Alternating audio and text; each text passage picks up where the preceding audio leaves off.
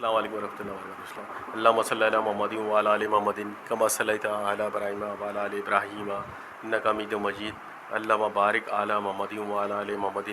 کما بارکت علی ابراہیم وعلی آل ابراہیم انک حمید مجید. ترمذی کی روایت ہے 2916 انس بن مالک رضی اللہ عنہ سے کہ انہوں نے کہا کہ فرمایا رسول اللہ علیہ وسلم نے کہ پیش کیے گئے میرے آگے ثواب اور نیکیاں میری امت کی، یہاں تک کہ تنکا بھی جو نکال کر پھینک دیا ہو کسی آدمی نے مسجد میں سے، یعنی اتنی سی نیکی کا بھی جو ہے پیش کیے گئے کہ ایک تنکا بھی جو ہے چھوٹی چھوٹی چیز، یعنی کہ بے مصرف کا کام لگتا ہے کہ کوئی چیز آپ نے یوں کر کے پھینک دیا، اس کا بھی نیکی لکھا جائے گی اور وہ بھی پیش کی گئی. اور اسی طرح پھر سامنے لائی گئی میرے پاس پیش کی گئی مجھ پر برائیاں اور گناہ میری امت کے،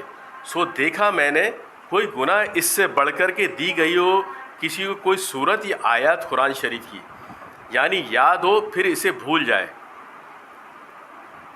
یعنی اتنے بڑا گناہ کبیرہ کے اندر سے ہے یہ کہ کوئی بھی صورت آپ کو یاد ہو اور وہ آپ بھول جائے، یہ بہت بڑی بری بات ہے. جتنا اس کا اجر ہے اسی طریقے سے اس کا گناہ بھی ہے کہ جب آپ اس کو یاد کر رہے ہیں تو اس کو بھولیں نہیں،